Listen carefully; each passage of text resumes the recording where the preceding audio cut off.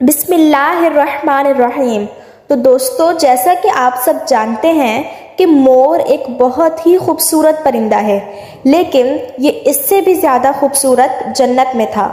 مور کی خوبصورتی اور اس کے حسن پر سبھی پرندے ناز کرتے تھے، لیکن ان سب خوبیوں کے باوجود بھی مور نے ایسی کیا غلطی کر دی کہ جس سے اللہ تعالیٰ نے مور کو جنت سے نکال دیا۔ اللہ تبارک و تعالیٰ نے جب حضرت آدم علیہ السلام اور اماں حوا کو پیدا کیا تو اس کے بعد ان کو جنت میں بھیج دیا۔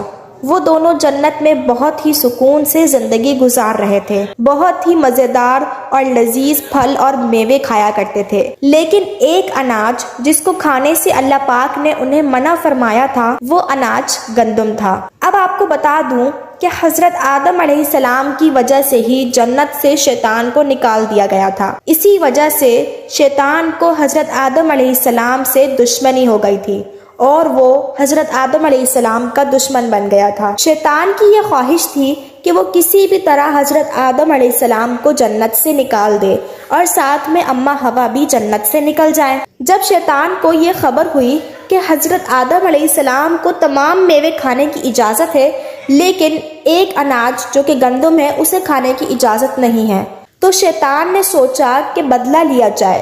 شیطان انتقام کی آگ دل میں لیے جنت کے دروازے کے پاس آیا اور بیٹھ گیا، اور 300 سال تک وہاں پر بیٹھا رہا کہ کوئی جنت کے دروازے سے باہر آئے اور شیطان اس سے بات کر سکے۔ ایک دن اچانک جنت سے مور باہر آیا۔ شیطان نے اس کو دیکھا اور بہت خوش ہوا۔ شیطان نے اس مور سے پوچھا، اے خوبصورت پرندے، تم کون ہو؟ تو مور بولا کہ میں مور ہوں، اب تم اپنا تعارف کراؤ۔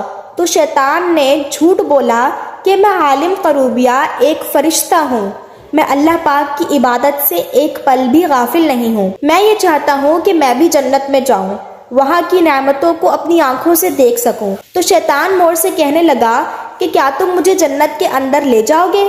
میں تمہیں اس کے بدلے 3 ایسی باتیں بتاؤں گا جس سے تمہیں ابدی زندگی حاصل ہو جائے گی، تمہیں بڑھاپا اور بیماری نہیں آئے گی، تم ہمیشہ کے لیے جنت میں ہی رہو گے۔ شیطان کی یہ تمام باتیں سن کر مور لالچ میں آ گیا اور کہنے لگا کہ مجھ میں تو اتنی طاقت نہیں ہے کہ میں تمہیں جنت کے اندر لے جاؤں، لیکن میرا ایک دوست ہے جو سانپ ہے، وہ شاید تمہاری مدد کر سکتا ہے۔ یہ کہہ کر مور اپنے دوست سانپ کے پاس آیا اور اس کو ساری بات بتائی۔ سانپ بھی شیطان کی باتوں سے بہت خوش ہو گیا، پھر شیطان کو اپنے منہ میں چھپا کے جنت میں داخل ہو گیا، اور یوں شیطان اپنی چال میں کامیاب ہو گیا۔ جنت کے تمام نگہبانوں کو یہ معلوم تھا کہ شیطان یہ چال چل رہا ہے اور جنت میں آ چکا ہے۔ فرشتے شیطان کو جنت سے نکالنے لگے، تب ہی اللہ پاک کا حکم ہوا کہ اس کو ابھی جنت میں ہی رہنے دیا جائے۔ وہ فرشتے اللہ تبارک و تعالیٰ کے حکم سے رک گئے۔ شاید حضرت آدم علیہ السلام کا امتحان تھا۔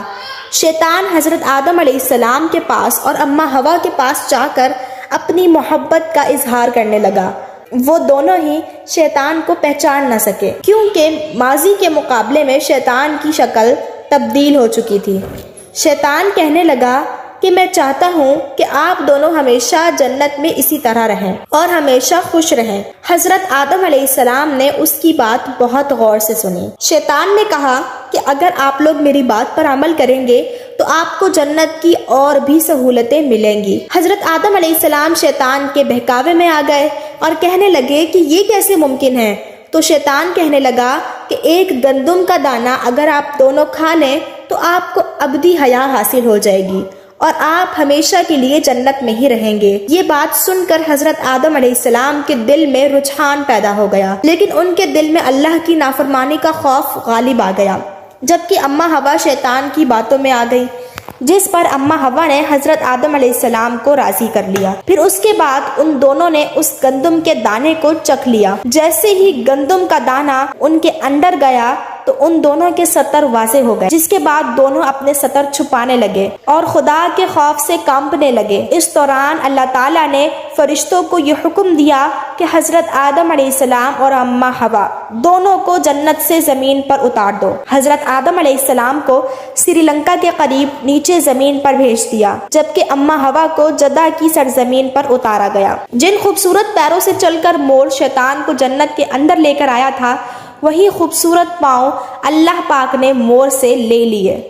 سانپ جو اپنے منہ میں شیطان کو چھپا کر لایا تھا، اس کے منہ کی خوبصورت خوشبو کو چھین کر اس میں زہر ڈال دیا گیا۔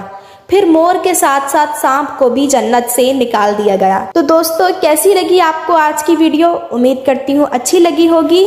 اگر اچھی لگی ہو تو ویڈیو کو لائک کر دیں اور مزید ایسی اسلامک اور معلوماتی ویڈیوز دیکھنے کے لیے میرے چینل کو سبسکرائب کر دیں۔ تو ملتے ہیں دوسری ویڈیو میں، تب تک کے لیے اللہ حافظ۔ دعاؤں میں یاد رکھیے گا۔